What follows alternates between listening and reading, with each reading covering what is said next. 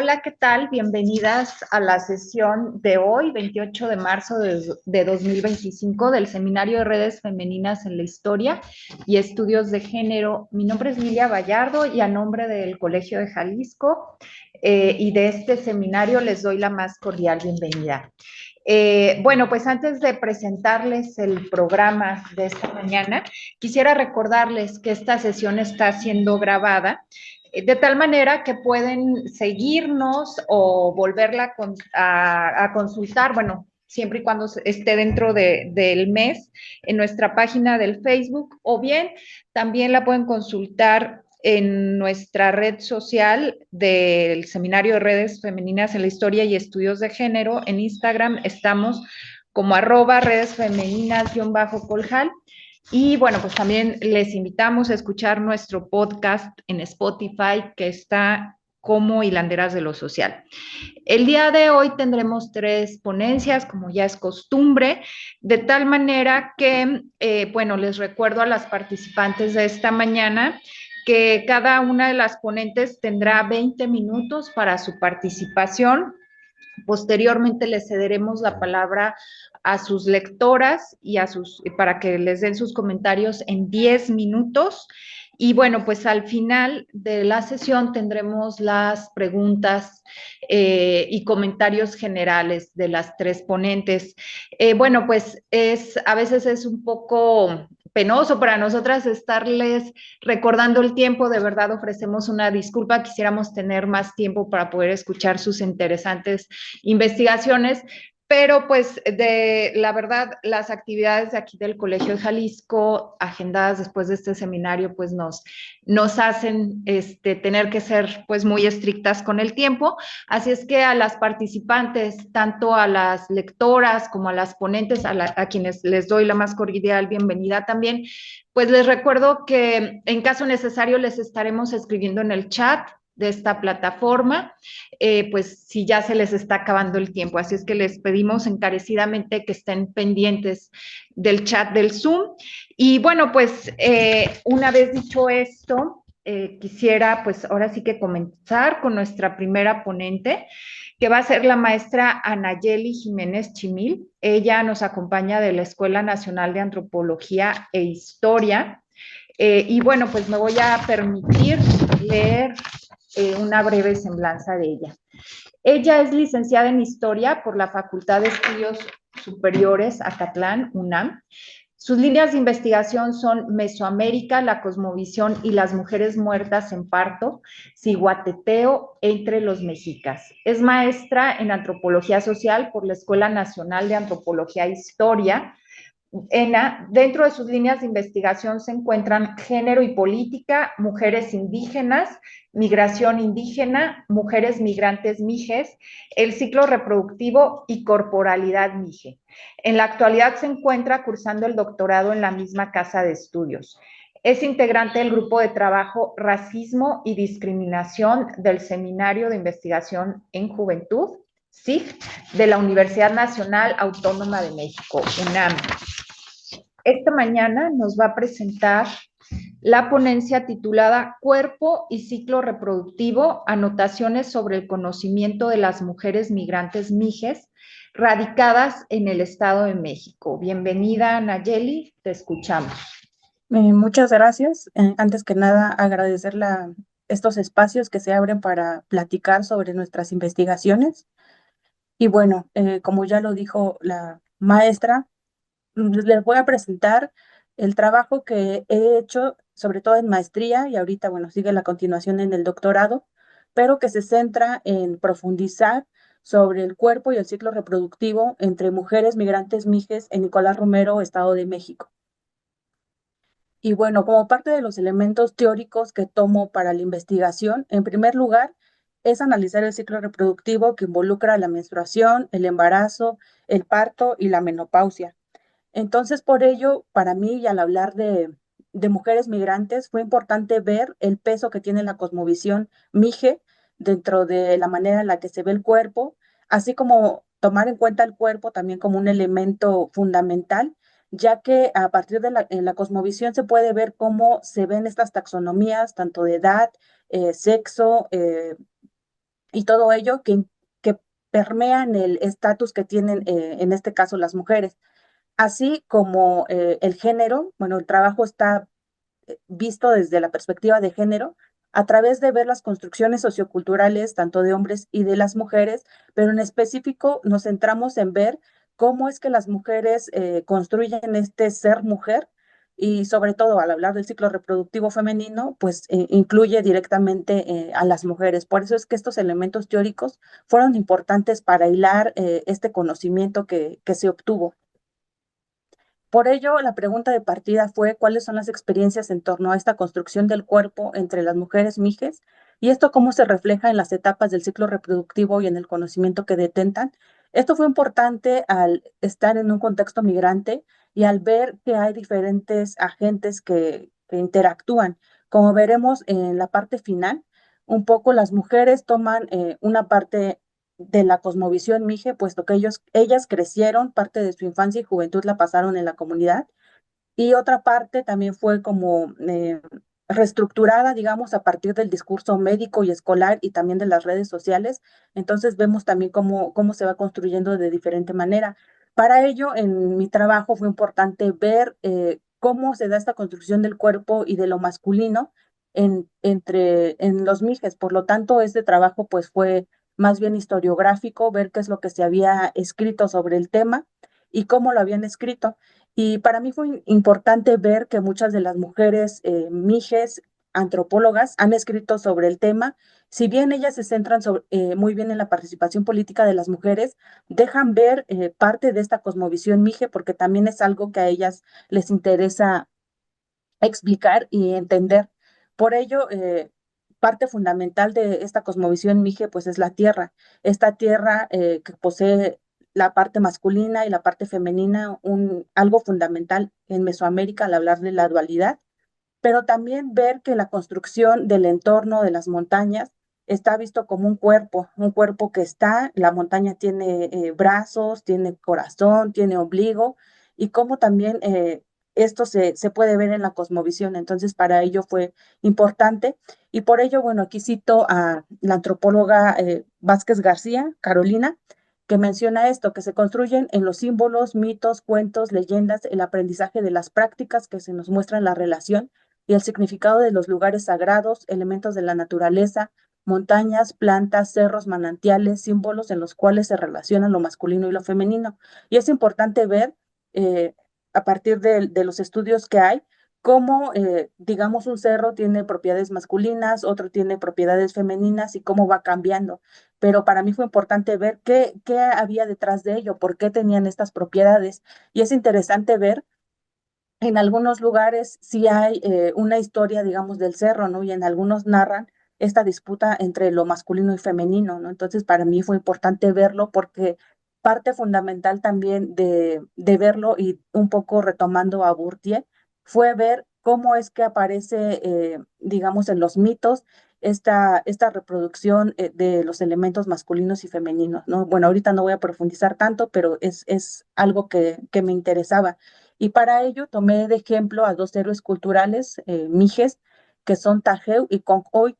El segundo es el más conocido dentro de los mijes, que es el héroe de la región, que los ha protegido de ataques de los españoles, de los mexicas, de los zapotecos, etcétera, ¿no? Tajeu es su hermana, pero fue importante ver cómo en los mitos, en las narraciones, digamos, Concoy es el que siempre está figurando, ¿no? Mientras que Tajeu es relegada también. Y cómo en las narraciones, Concoy, digamos, le da una serie de cosas que tiene que hacer su hermana, pero ella no los hace bien, no los hace de la manera en la que le dicen, y entonces es castigada, es desmembrada, es exiliada de la zona. Entonces también como todo esto nos va dando pauta de la construcción de lo femenino y de lo masculino, y cómo esto también se puede ver en las prácticas cotidianas. Una de las antropólogas, Carolina Vázquez, nos mencionaba también que esto pasa también en la vida cotidiana y ve un poco, y hay también testimonios en su libro, donde ella menciona que las mismas mujeres hacen esta relación, dicen que tanto Tajeu es relegada en los mitos, en los rituales, como también ellas lo son en la vida cotidiana, en la participación política, ¿no? Entonces, a mí me parece que esto es importante de ver, de trasladar, digamos, un poco este análisis a estas dos partes. Y bueno, para mí fue importante ver esto, esta construcción del género y cómo ocupan ciertos espacios, digamos, tanto en los mitos como en las prácticas, para ver cómo es que aparece este ciclo reproductivo en las mujeres migrantes, qué es lo que nos narran de sus experiencias. Y es importante decir, bueno, al inicio no lo mencioné, que ellas proceden de San Juan Metaltepec, Mije, Oaxaca, y que también las trayectorias migrantes de estas mujeres en muchos casos pues fue obligado por situaciones económicas, ¿no? Por falta de trabajo también y, bueno, una serie de cosas que tuvieron que pasar. En algunos casos también huyeron de sus comunidades porque, bueno, iban a ser forzadas para casarse, ¿no? Y ellas no querían esto, entonces también por ello es que salen. La parte analítica y metodológica, digamos, de la investigación involucra ver generacionalmente qué es lo que pasa con el conocimiento de cada mujer. Por ello, bueno, nosotras retomamos lo que es la división etaria de Laura Valladares, que ella lo utilizó para ver la participación política de las mujeres, pero que a nosotras nos sirvió y tiene que ver con, primero, la primera generación de mujeres mayores de 50 años, la segunda de 35 a 50 y las mujeres de 18 a 35 años. Y como les decía, el eje era ver las diferencias, pero también cómo se dan las continuidades, digamos, al pensar este ciclo reproductivo. Y un poco, bueno, también es importante decir que al hablar del ciclo reproductivo estamos hablando de cosas, de una serie de experiencias íntimas que involucran a las mujeres y que también etnográficamente pues es un poco difícil de abordar porque incluye hablar del cuerpo, de la sexualidad y de todo ello. Pero bueno, digamos que una ventaja que tuve es que conozco a las mujeres y que también al hablar de la investigación se dijo que, bueno, lo que ellas quisieran contar era lo que yo iba a decir en la tesis. Y también que siempre se cuidó el nombre de las mujeres. Si bien ellas me dijeron que podía yo poner sus nombres, también por instrucciones de la doctora Dalia Barrera Basols, que fue mi asesora, pues me comentó, ¿no? Que también teníamos que cuidar este aspecto, porque si bien ellas nos están abriendo aspectos de su vida privada, pues hay que cuidar que esto pues también no caiga como que como en chismes, ¿no? Entonces también fue importante. Bueno, las mujeres en general mencionaron que durante de la menstruación tuvieron muy poca información y la información que tuvieron fue de sus madres, pero que veían cómo es que se daba esta dinámica. Digamos, las mujeres mayores no hablaban de la menstruación, pero las niñas observaban que esto pasaba, observaban que las mujeres cuando estaban menstruando, pues se iban al rancho, a donde tenían sus sembradíos. Ellas se iban allá y durante esa semana, pues se estaban allá, ¿no? Porque también tenían acceso al agua, a los ríos, a los ojos de agua, ¿no? Entonces, por eso es que se iban. Y bueno, hay una serie de prohibiciones que algunas de las mujeres nos mencionaron, como una entrevistada de 58 años nos mencionó que no debían de comer moronga porque eso haría que ellas sangraran mucho y que también no debían de tirar mucha agua porque eso haría que también tuvieran hemorragias durante este ciclo.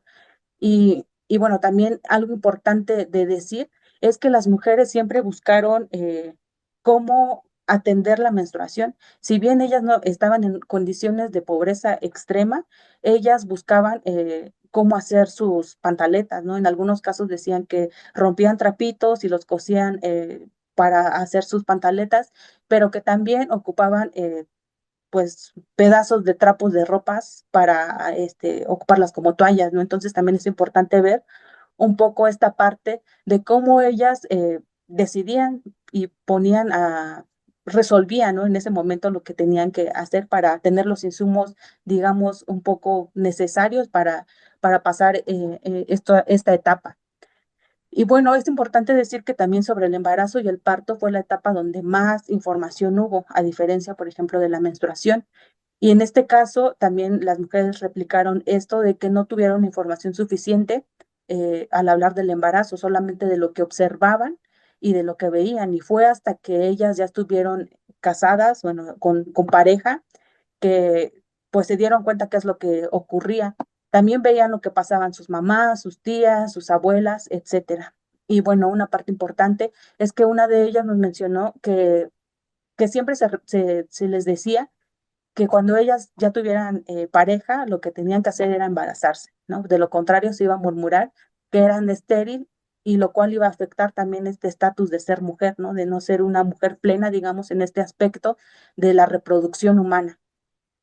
Y también no todas pasaron sus embarazos en la comunidad de origen, porque otras estuvieron en la ciudad debido a la migración, pero recuerdan muy bien cómo es que el embarazo, el parto se daba en esta comunidad.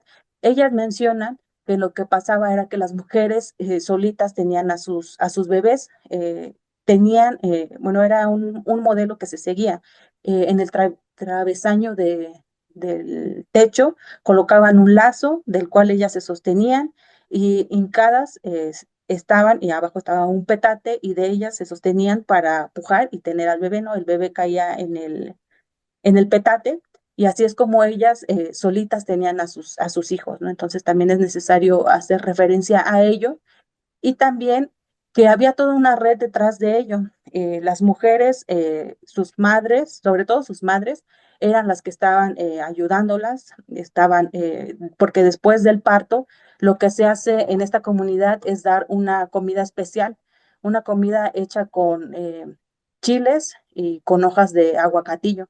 Entonces, se tenía que dar esta comida para que las mujeres repusieran sus fuerzas y también ver un poco cómo en esta visión Mije hay toda una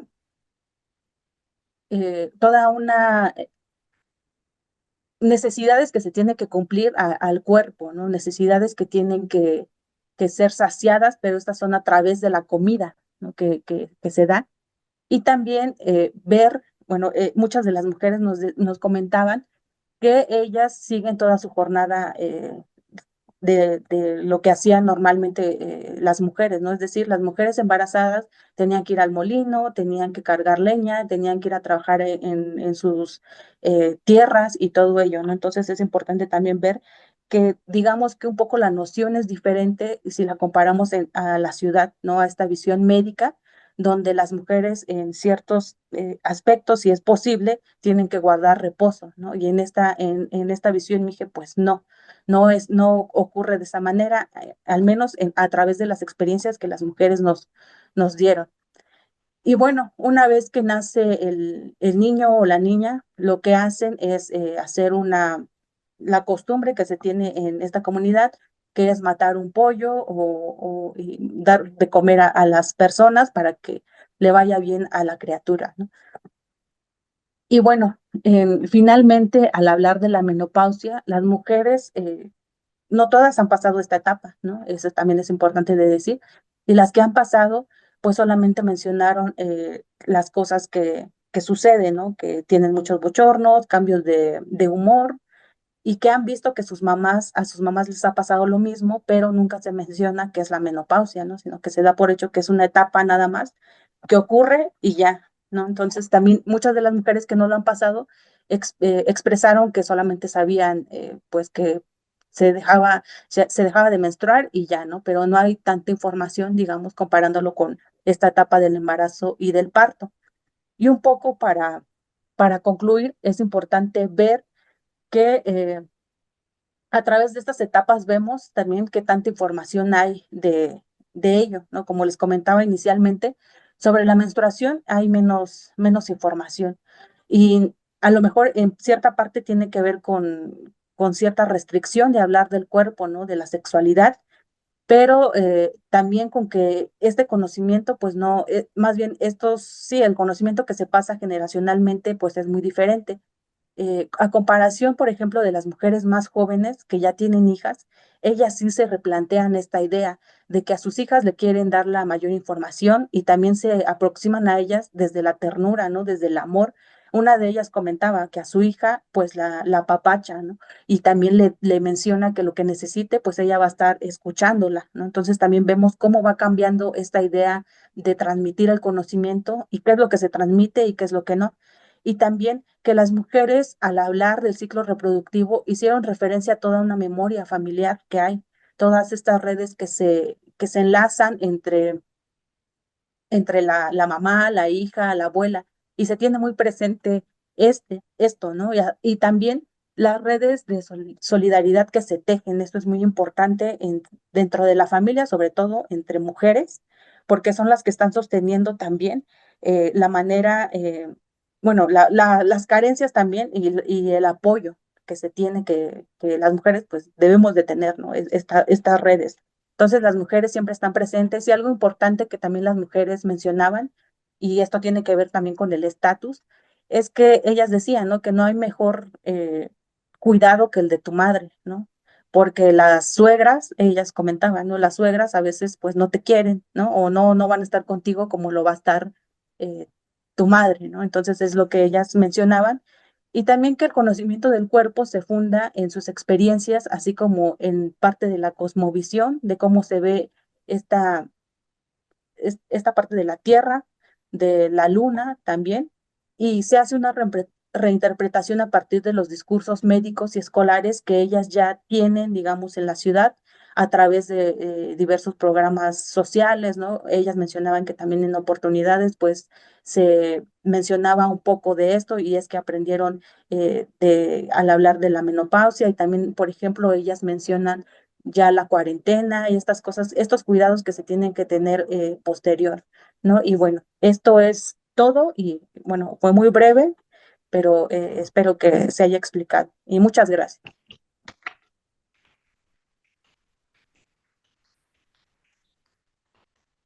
Gracias, Anayeli. Sí, pues seguramente si seguimos con esta disciplina con el tiempo, al final habrá tiempo de platicar un poquito más. Ahora le cedo la palabra a tu lectora, la maestra Fabiola Cerilla Hernández, a quien también voy a presentar brevemente. Bueno, pues primeramente ella pertenece a este seminario, pero bueno, ella es licenciada en Antropología Social por la ENA, maestra en estudios sobre la región por el Colegio de Jalisco y doctoranda en Antropología Social por la ENA. Actualmente es profesora de la licenciatura en Pedagogía y coordinadora de la maestría en Estudios de Género, Sociedad y Cultura en la Universidad Pedagógica Nacional, Unidad 141. Desde el 2023 es coordinadora del Seminario de Etnografía Feminista y Pedagogías Alternativas. Sus intereses de investigación son la antropología y etnografía feminista, migración interna, resistencia y ritualidad, mujeres, lazos sociales y trabajo y feminismos y estudios de género. Bienvenida, Fabi, te escuchamos con atención. Hola, muy buenos días. Muchísimas gracias por esta invitación. Un saludo para las doctoras Lilia Vallardo, Hilda Monraz y también para nuestra querida Nadia Rubalcaba, que bueno, están ellas en presencial ahí en el Colegio de Jalisco. Y bueno, pues también celebrar que este seminario sigue constantemente, ¿no? Y pues muchas gracias por invitarme a leer a la maestra Anayeli Jiménez Chimil. Anayeli, yo te agradezco muchísimo también este texto, me parece que pues lo disfruté bastante. Entiendo el proceso en el que estás, ¿no? En proceso investigativo y también esta cuestión de que en antropología o en la escuela, en la ENA, tenemos que también estar con algunas normas académicas para citar autores, para justificar principalmente algunos aspectos, algunos estudios de género y estudios feministas, ¿no? Entonces yo celebro que estés trabajando este tema,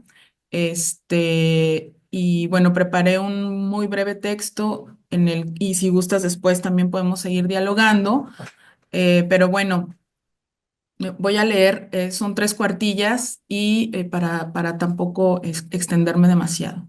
El texto que revisé se titula Cuerpo y ciclo reproductivo, anotaciones sobre el conocimiento de las mujeres migrantes, mijas radicadas en el Estado de México, de Anayeli Jiménez Chimil. Observaciones generales. En principio, el objetivo es profundizar en la temática sobre el cuerpo y el ciclo reproductivo en un grupo de mujeres mijas que viven en Nicolás Romero, Estado de México. respecto al objetivo, y después de leer los apartados, sugiero modificar a identificar las narrativas de las mujeres mijes de San Juan Metaltepec de Oaxaca que radican en Nicolás Romero, Estado de México. Su experiencia corpórea o experiencia encarnada respecto a los procesos menstruantes antes de migrar y después de migrar, ¿no? Más o menos así como que también sinteticé la temática, como que la miré como que va por ahí, ¿no? Expresar ciclo reproductivo, esa es otra observación, podría considerarse biologicista. Por ejemplo, tenemos esta referencia de ciclo reproductivo femenino como un proceso hormonal que prepara el cuerpo de la mujer para un posible embarazo y se le conoce como ciclo menstrual y se compone de una serie de caminos que ocurre cada mes, ¿no? En este sentido, deja fuera la experiencia de otras mujeres mijes que no se han embarazado, además de que podría reforzar la idea patriarcal de que las mujeres únicamente existen para sostener una reproducción sexual.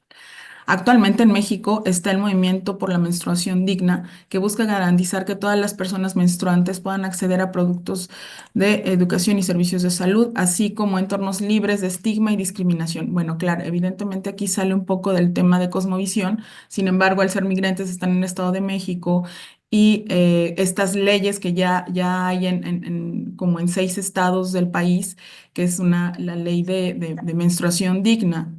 Este, según el informe de la encuesta sobre gestión menstrual en la Ciudad de México, elaborado por la COPRED en el 2023, eh, tuvo como objetivo identificar los principales efectos de la menstruación y su gestión de 5 dimensiones identificadas: fisiológica, corporal, psicosociocultural, bioambiental, económica y pública. La menstruación ha sido abordada desde un modelo biomédico, lo cual invisibiliza las dimensiones psicoemocional, sociocultural, económica, ambiental y pública y en torno a esta, ¿no? Asimismo, los prejuicios de desinformación han influido en relegar este tema en el ámbito privado individual, provocando que las mujeres y otras personas menstruantes enfrenten diversos desafíos y dificultades.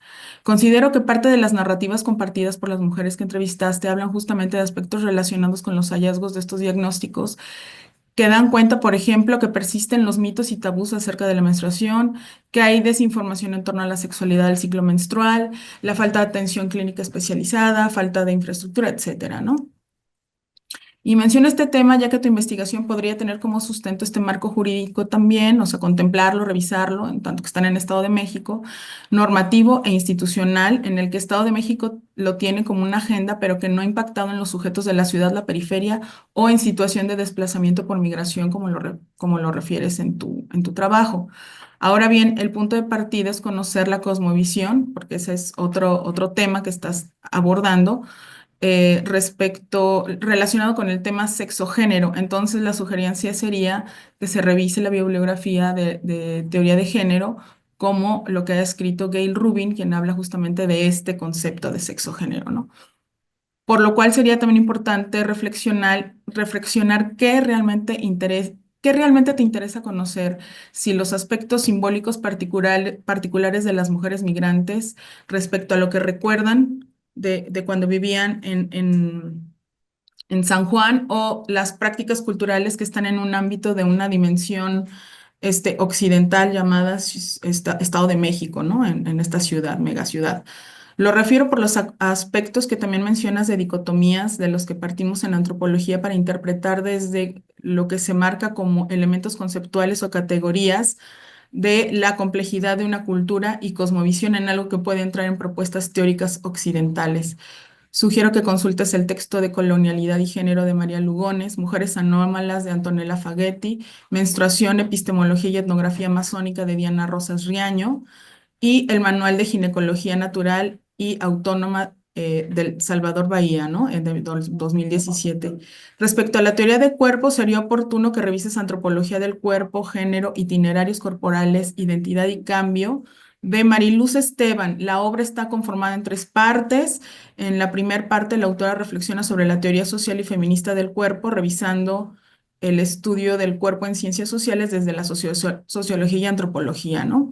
Bueno, los otros apartados también son interesantes, pero bueno, ahora referiré que este apartado puede ser de utilidad para ti.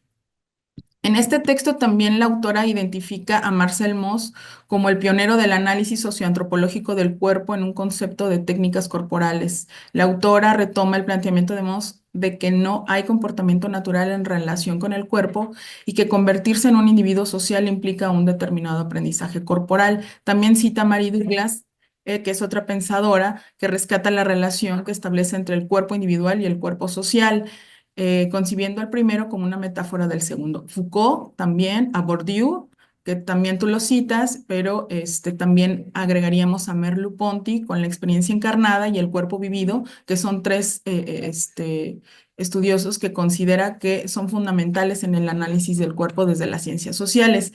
El libro de Cuerpo a Cuerpo de Beatriz Nogueira, quien también hizo etnografía con parteras, sería importante que también lo revises, te lo voy a compartir también. Y la tesis de doctorado de Ana Teresa Peña Hernández titulada "Y me dijo el doctor que había cortado las alas a la cigüeña y yo ni sabía, experiencias de parto en mujeres de Teopancingo, Puebla". Ella tiene una extensa revisión de estado de la cuestión muy bien analizada desde la teoría de la experiencia. De igual forma, considero pertinente que amplíes un poquito más el telón de fondo sobre el contexto de esta migración mije, ¿no? Respecto a generaciones, red de paisanaje, genealogías y demás. Y bueno, para cerrar, la cuestión de los rituales, pues son muy importantes, ¿no? Porque están marcando justamente algunas resistencias que las mujeres, y prácticas y estrategias que las mujeres de generación en generación van desarrollando. Sin embargo, está el aspecto del patriarcado en el que entra justamente estos rituales y los desestructura, ¿no? Y cuando me refiero a rituales, es específicamente rituales que llevan a cabo las mujeres, ¿no? Que se aíslan, que se apartan, y que ahí justamente comparten estas experiencias en tanto su, como tú lo dijiste, ¿no? Esta jerarquía, ¿no? Por edad, ¿no? Esta cuestión etaria. Entonces, pues te felicito por esta investigación. Muchas gracias por permitirme leer tu texto. Y pues quedo atenta a cualquier duda, comentario. Te voy a enviar alguna de la bibliografía que mencioné aquí, si me lo permites, y también el texto que, para que lo tengas como apunte. Muchas gracias. Muchas gracias, Fabi. Creo que serán de mucha utilidad tus comentarios. Y bueno, vamos a continuar con el programa de esta mañana. Quiero aprovechar también para hacer un breve comercial. Está abierta la convocatoria a la maestría en Estudios Sociales y Humanos de aquí del Colegio de Jalisco. Pueden consultarla en nuestra página de internet o en las redes sociales del Colegio de Jalisco. Y pues bueno, le voy a dar la palabra a continuación a nuestra siguiente ponente, que es la maestra Carmen Lucía Gómez Sánchez. Ella nos acompaña desde el ITESO. Voy a leer su síntesis curricular. Ella es fotógrafa y artista visual, maestra en comunicación y licenciada en artes visuales para la expresión fotográfica, ambas por la Universidad de Guadalajara. Cuenta con más de 13 años de experiencia profesional. Ha realizado exposiciones fotográficas individuales y colectivas en reiteradas ocasiones en distintos estados de la República. Es profesora en el Departamento de Estudios Socioculturales del ITESO desde hace más de 5 años. Formó parte del Consejo Académico de la Licenciatura en Comunicación y Artes Audiovisuales de 2022 al 2024. De igual manera, desde hace 6 años es docente a nivel licenciatura en CAF, Universidad de Medios Audiovisuales, y en el Departamento de Educación Continua de la misma institución, con el diplomado La Mujer en el Cine, Discursos y Creación Audiovisual. Esta mañana nos va a presentar la ponencia titulada El video como práctica discursiva en el arte feminista, el caso de Paula Weiss, la experimentación audiovisual y el cuerpo como eje central. Bienvenida, Carmen, te escuchamos. Gracias. Ay, no te ves, si quieres te cambio. ¿Le puedes alejar? Ok. Gracias, gracias, María. Listo. Buenos días, gracias. Bueno, yo vengo a platicarles un poco de una investigación que es incipiente aún, como con esta idea de complejizarla y alargarla para un posible estudio doctoral. Y quiero empezar con 3 preguntas, que son las que me hago respecto al trabajo de Paula Weiss y de la práctica discursiva en el arte feminista con el video. La primera pregunta que me hago es, ¿en qué radica la fuerza de un discurso que se origina desde el cuerpo femenino?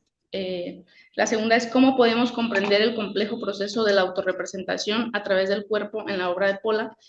Y si se puede pensar el videoarte como un acto libertario que suma a la historia del arte feminista.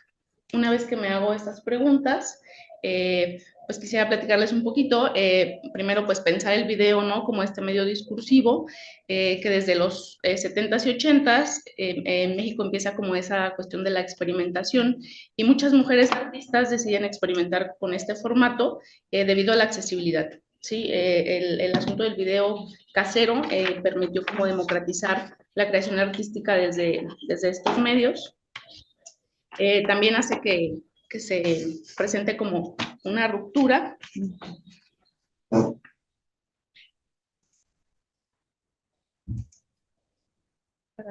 O a lo mejor acá, no sé si sea más fácil. Sí, creo que con las flechitas.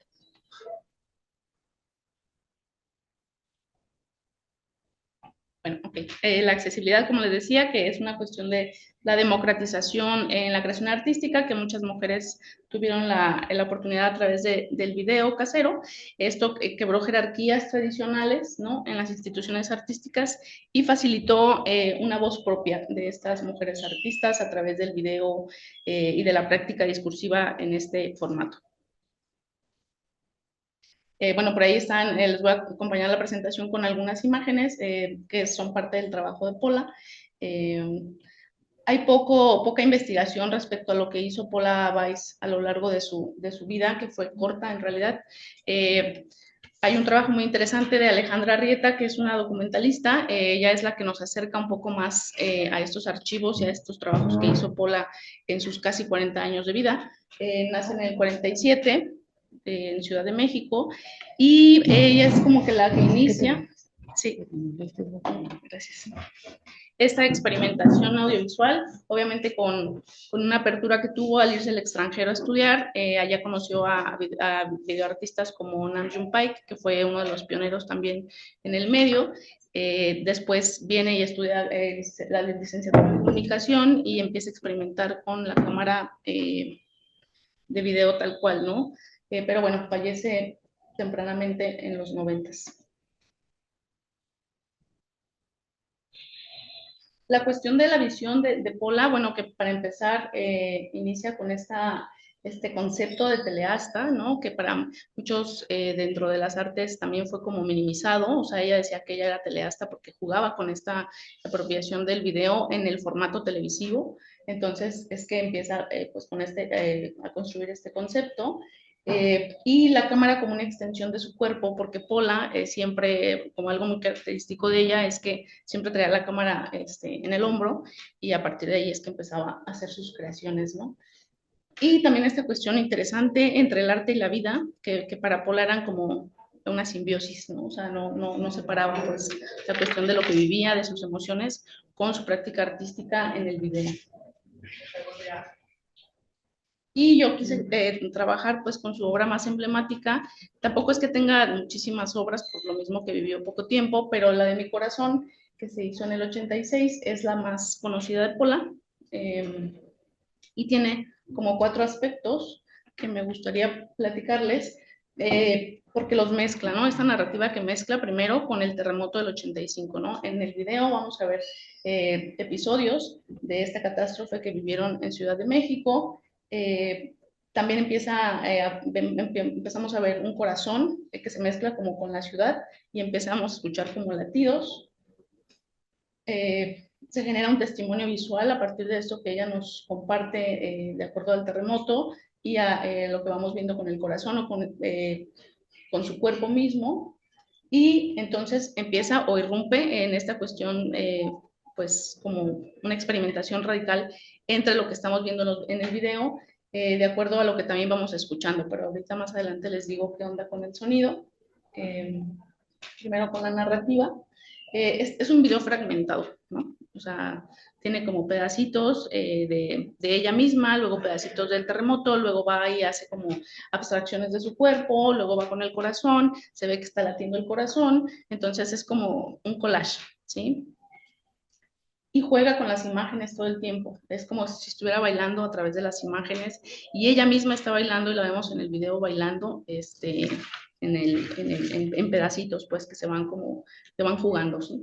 Entonces, el corazón, por ejemplo, y su propio cuerpo hacen una metáfora visual que conecta también con el asunto de, para Pola, vivir y ser de Ciudad de México, pues también era algo que la definía de una manera muy importante. Y la cuestión de un ritmo pulsante que vemos a lo largo de los 10 minutos que dura el video. ¿Sí? Entonces, eso es lo que me parece muy, muy interesante. Es una propuesta, pues, que hace la autora, quizás sin pensarlo, ¿no? Por ahí no se, pues, no se alcanzan a ver tan nítidamente son cachitos como del video. Ahí si ven del lado izquierdo, pues es como imágenes del terremoto y también la otra nada más es como, pues, como cuando se derrumba, ¿no? Un edificio. Entonces, estos son como fragmentos del video que vemos en esta obra de mi corazón. Pero a la vez que estamos viendo estas imágenes, detrás, como en superposiciones, vemos a Pola como en una cuestión de un baile, ¿no? Como de un ritual y a la vez el corazón latiendo todo el tiempo.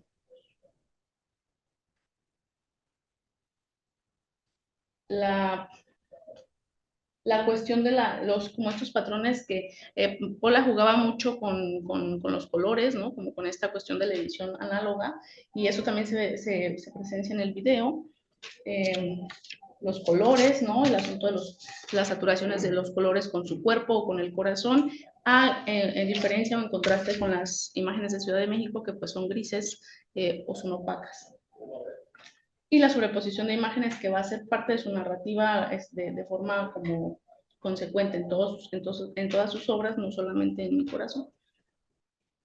Como estas imágenes que estamos viendo ahora. Eso pues se alcanza a ver pues esta figura del corazón que todo el tiempo está latiendo en el video, si lo estuviéramos viendo el video en directo, y detrás de esa imagen del corazón, si alcanzamos a ver un poquito en la superposición de imágenes, está el cuerpo de Pola como acostado, ¿sí? Entonces todo el tiempo está jugando con esa combinación entre pues, ella, cómo se proyecta ella y cómo esos elementos simbólicos también la definen o definen el ritual en el que está trabajando con este video. Ahí, por ejemplo, así empieza el video, ¿no? Como con este corazón que va a sangrar y que va a recorrer esa sangre como todo su cuerpo que vemos de una manera como en plano general posteriormente, ¿sí? El sonido y la música en el trabajo de Pola también es fundamental. El pulso cardíaco, como les mencionaba, es de lo más relevante en el video y genera un ritmo, ¿sí? El otro aspecto es el ruido urbano, que también mezcla, o sea, por un lado está el pulso cardíaco en algunos momentos del video y en otro está el ruido urbano, pues, de esta catástrofe que sacude a la Ciudad de México en el 85. Esto a su vez mezclado con su propia voz, ¿no? Que narra de forma fragmentada cuestiones como mi corazón, y por eso el corazón está como separado en sílabas, así, porque ella repite todo el tiempo mi corazón, ¿no? Como si se estuviera descomponiendo.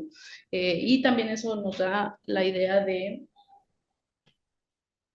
pues, una música así como electrónica experimental, porque Pola también, pues, una de las cuestiones que hace o de los conceptos que crea a partir del de Teleasta es el de la videodanza, ¿no? O sea, Pola todo el tiempo bailaba con la cámara, se fusionaba como con estos movimientos de la cámara y a partir de ahí es que también generaba narrativa. Entonces, una vez que les platico pues esta cuestión de Pola en cuanto a su técnica y su narrativa, pues qué pasa con el cuerpo de ya pensando pues en esta cuestión del arte feminista y el cuerpo femenino, ¿no? La cuestión de la autorrepresentación. Yo creo que algo muy interesante del videoarte y de cómo lo experimentaron las mujeres es que pues su cuerpo se vuelve el eje central para experimentar y para proyectar. Y la cuestión de la autorrepresentación, porque Pola se volteaba a ver a sí misma a través de sus videos, ¿no? O sea, jugaba con la cámara y con los ángulos de la cámara para proyectarse en sus obras. Al momento en el que Pola se desnuda frente a la cámara, ¿no? Y se fragmenta en esas imágenes que nos muestran sus videos, pues rompe con esta mirada que podemos tener del cuerpo femenino como un objeto pasivo. Obviamente también hay una politización de lo personal, ¿no? En esta experiencia íntima que pues también se finca como un discurso político, y así como Pola, que pues es como la más representativa en este sentido del arte y el video y el cuerpo femenino, perdón, está la corporalidad como lenguaje, ¿sí? El cuerpo como medio primario de comunicación, de experimentación y de exposición artística que transgrede ciertas normas de narrativas tradicionales, y también el sentido de autorrepresentación del artista y cómo esto puede hacernos pensar en cómo se aleja pues de yo soy Pola, ¿no? Y entonces una vez que vemos el cuerpo de ella en las imágenes, también podemos pensar en el cuerpo de la mujer en general, ¿sí? Como con esta imagen que es con las que cierra el video, que ahí pues podemos ver otra vez la superposición de imágenes siempre está presente en su trabajo, y ahí la vemos, está desnuda y está acostada, pero como siempre está jugando con las imágenes, pues empezamos a ver otras texturas. Entonces creo que todo eso hace que Pola pues sea tan importante, ¿no? Para el videoarte y para el arte feminista, porque pues sí crea una narrativa distinta a partir de lo que seguramente también estudió y compartió con otros videoartistas en su formación académica.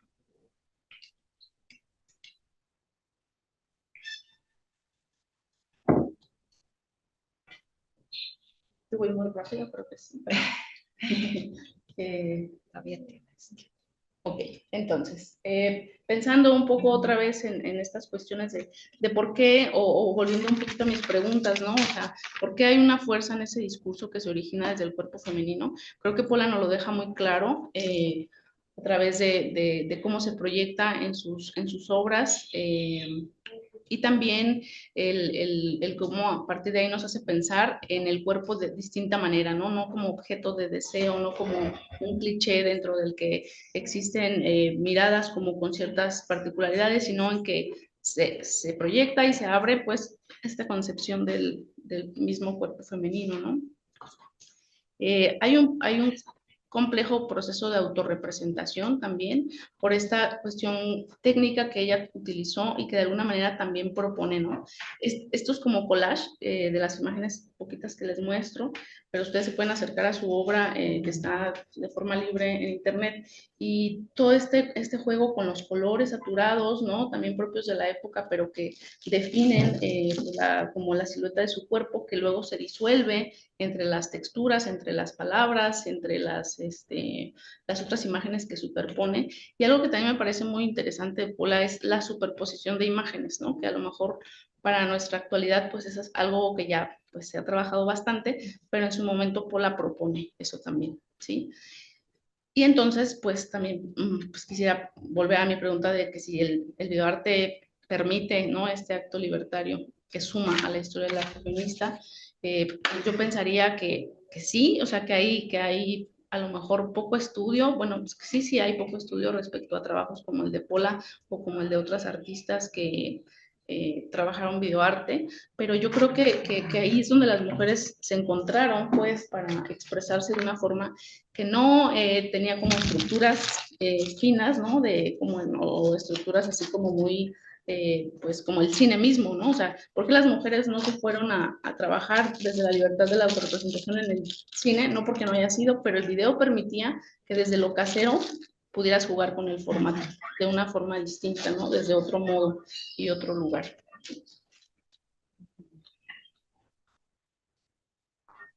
Creo que también hay, o sea, Alejandra Arrieta, volviendo a su trabajo documental, creo que es la que nos permite asomarnos más al trabajo de Pola, porque estaba como muy disperso, o sea, de hecho creo que encontraron trabajos de Pola en otras universidades de otros países o museos, y ya fue que después empiezan como la cuestión de empezar a buscar y hacer como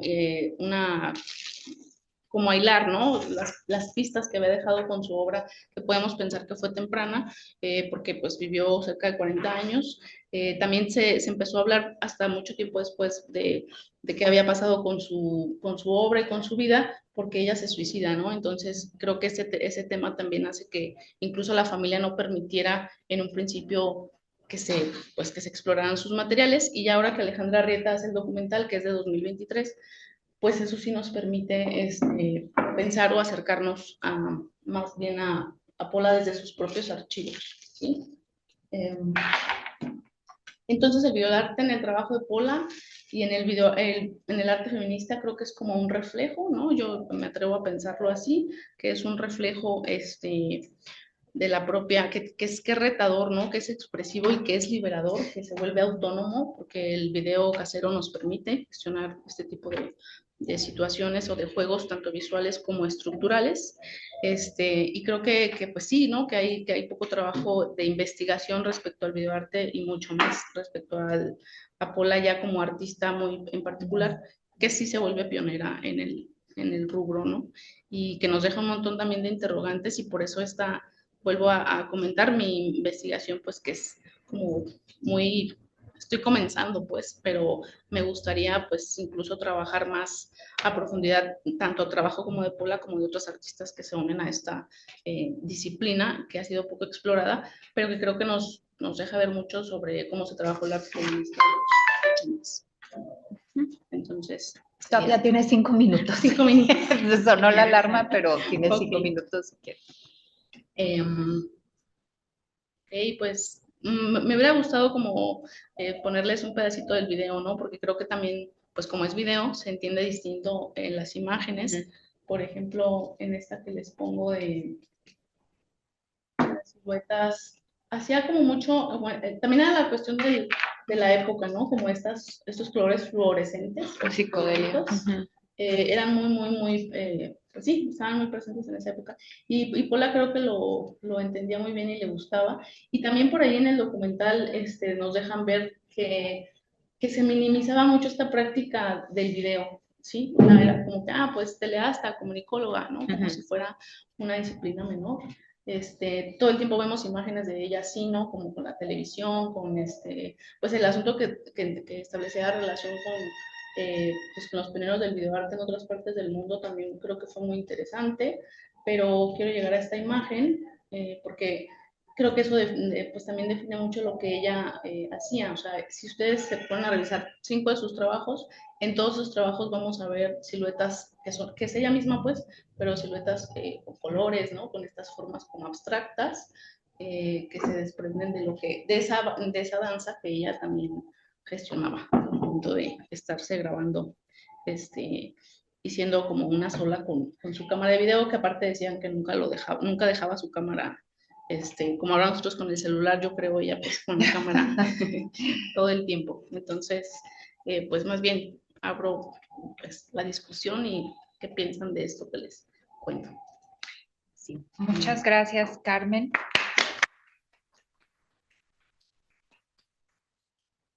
Bueno, voy a ceder enseguida la palabra a la lectora de este trabajo, que es la doctora Hilda Murraz, pero bueno, quisiera leer rápidamente un comentario que nos llega desde redes sociales, creo que sí es importante. Dice, André Delgado dice, vamos maestra, saludos desde el CAP, de parte del Salón Timburto. La porra. Bueno, voy a presentar brevemente a la doctora Hilda Monraz, aunque ya es ampliamente conocida de todas nosotras. Ella es licenciada en Historia por la Universidad de Guadalajara, maestra en Estudios de Género por el Colegio de México y doctora en Ciencias Sociales con especialidad en Historia por el CIESAS Occidente. Especialista en Historia de las Mujeres, Historia del Feminismo en México y en Estados Unidos. Historia del arte y del cine hecho por mujeres. Interesada en la teología feminista, fundadora de la colectiva Hilder von Bingen en 2020, curadora de arte hecho por mujeres y con perspectiva feminista. Actualmente cursa una estancia doctoral aquí en el Colegio de Jalisco Y bueno, coordinamos juntas, como ustedes saben, este seminario de redes femeninas en la historia y estudios de género. Y bueno, pues también coordinamos, y también aprovecho el comercial para decirles que este libro que coordinamos juntas, titulado Somos Históricas, Jalisco, Mujeres e Identidades, está por presentarse aquí en el Colegio de Jalisco el 7 de abril a las 6 de la tarde. Así es que aquí las esperamos. También organizó el Simposio Internacional Emilia Beltrán y Puga, y el podcast Hilanderas de lo Social, y otros proyectos sobre y para las mujeres. Te escuchamos, Hilda. Sí, muchas gracias por la presentación. Lilia, gracias a Lucía por el texto. Digamos, pues yo estoy muy feliz de que me hayas elegido como lectora, porque esto fue dedazo. Entonces, con mucho gusto acepté, y pues son temas que me interesan mucho. Bueno, yo te preparé un texto y además te dejé algunos comentarios y sobre todo sugerencias de bibliografía al final para que la revises. Ahora ya entendí, porque pensé que había sido algo publicado o que lo ibas a publicar, porque tenía hasta el abstract en inglés. Ahora entiendo que entonces es como un impulso para poder estudiar algo posteriormente, y puede ser un buen inicio. Bueno, entonces me voy a remitir al texto para no perder tiempo. Deseo felicitar a Lucía por su esfuerzo para destacar a una cineasta feminista en la historia del arte en México, sobre todo porque este rubro cinematográfico aún debe ser explorado, analizado y expuesto en general, aunque particularmente el trabajo de las mujeres en su interior. Lo que a continuación presentaré es un acercamiento con comentarios y preguntas detonadoras que tienen el propósito de favorecer una reflexión más profunda y un mejoramiento del contexto histórico y biográfico de Paula Weiss y su análisis. El texto que leí, de 11 cuartillas, es interesante y muestra una preferencia importante en resaltar algunos aspectos relevantes de la producción de Paula, como la experimentación audiovisual y el cuerpo como su herramienta principal. Sin embargo, considero que de inicio debe definir con más claridad dichos conceptos para poner sobre la mesa no solamente qué entienden ellos, sino también cómo los encontramos en el trabajo de Weiss. En la introducción, a lo largo del texto, hace mención a la llamada segunda ola del feminismo en México, la cual fue una metáfora muy utilizada por la mayoría de las historiadoras del feminismo en este país y en otros, pues de hecho viene de Estados Unidos como forma de hacer historia. Sin embargo, al menos desde hace 6 o 7 años, yo diría tal vez ya la década, venimos debatiendo esta metáfora que, al analizarla con más detalle, no nos permite ver con claridad los movimientos feministas en la historia, pues los encasilla en olas, como si fueran homogéneos y con periodos de vida del todo rastreables. En recientes artículos y debates públicos se ha expuesto el origen de esta metáfora, sus problemas a la hora de usarla en la historia del feminismo, y ya se han hecho propuestas con otras formas de periodización. Por esta razón, sugiero que revise los textos de Gabriela Cano, Sandra Barba y Saúl Espino al respecto. Ahorita traje el libro para que, si quieres darle una ojeada, este es el principal o el más reciente ya publicado. La doctora Cano nos dio una conferencia en septiembre del año pasado aquí en el Colegio de Jalisco, en el marco del Simposio Internacional Emilia Beltrán y Puga, que puedes consultar en YouTube, en la que nos mostró una nueva periodización del feminismo en México, la cual está basada en sus publicaciones y otros trabajos ya presentados. En este caso particular, Gabriela Cano y Saúl Espino nos hablan de una etapa, más bien sería la cuarta en su recuento, que puede iluminar el contexto del cine realizado por Paula, y de hecho la mayor parte de la producción del arte feminista en sus inicios en México. Se llama Autonomía Personal y Control sobre el Propio Cuerpo, que va de 1970 a 1987. Justamente es un entorno en el que desde la izquierda varios grupos de mujeres reflexionaron y se pusieron en marcha sobre sus derechos reproductivos, destacando en el centro del país. En este mismo periodo encontramos los primeros grupos de arte feminista como Polvo de Gallina Negra de 1983, igual que Tlacuilas y Retrateras y Bioarte. Sus integrantes lo fueron también de la llamada generación de los grupos, la cual también puede ser de interés en el contexto de este análisis de Paula Weiss, porque sobre todo estamos hablando de la técnica en el uso del video de la psicodelia, y esto está enmarcado en la generación de los grupos. De hecho, cuando habla de la experimentación como parte del material audiovisual, habría que tomar en cuenta los movimientos de vanguardia desde inicios del siglo XX, pues hay una clara influencia de ellos en las producciones mexicanas en general, y particularmente de algunas mujeres. Me refiero, por ejemplo, a Dada, en el que incursionaron varios artistas, mujeres y cineastas en Europa y Estados Unidos, pero de las que aprendieron en las escuelas de arte en la Ciudad de México y otros lugares del país. La experimentación de Paula Weiss debe situarse en un contexto de emergencia de técnicas, pero también de alusión a tecnologías ya empleadas unas décadas atrás. En el texto menciona que el video fue tomado como una herramienta tecnológica que llegaba a posibilitar nuevas formas de creación, incluso, cito, más libre. Fin de la cita. Pero eso mismo, más o menos, o eso se puede decir del performance y la fotografía, que también usaron artistas feministas en las décadas de 1970, 1980, 1990 en México. Entonces, ¿cuáles serían las particularidades más concretas del videoarte? Lucía abre una pregunta que me parece muy atinada. ¿Se puede pensar el videoarte como un acto libertario que suma a la historia del arte feminista? Y aunque es muy importante, realmente se puede responder de manera muy simple y cerrada, ¿sí o no? Para que esta pregunta se convierta en una detonante de la investigación y que aliente reflexiones más profundas, es preciso cambiarla para complejizar su respuesta.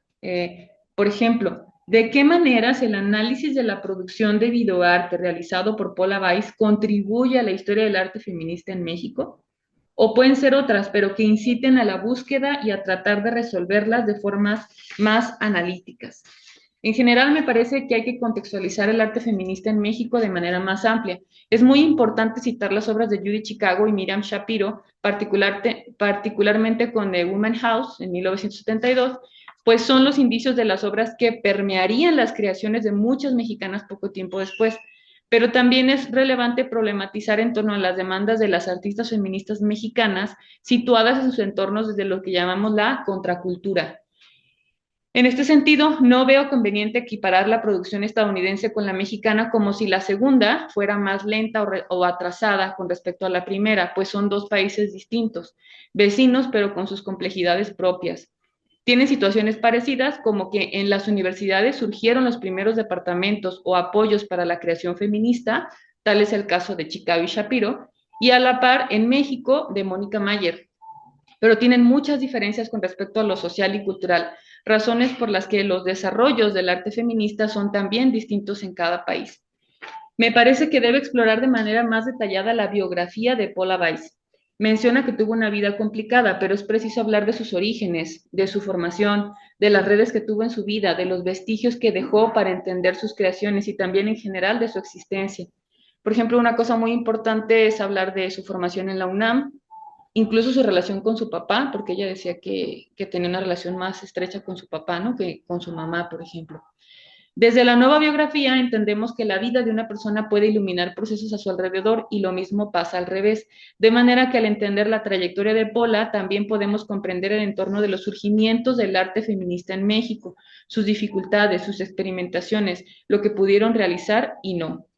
En este caso, por ejemplo, revisar el artículo de Carla Lonzi que está en la página del Museo de Artistas Mexicanas, el MUMA, que es una página abierta, y ahí hay un artículo muy interesante de biográfico escrito por Carla Lonzi sobre Paula Weiss.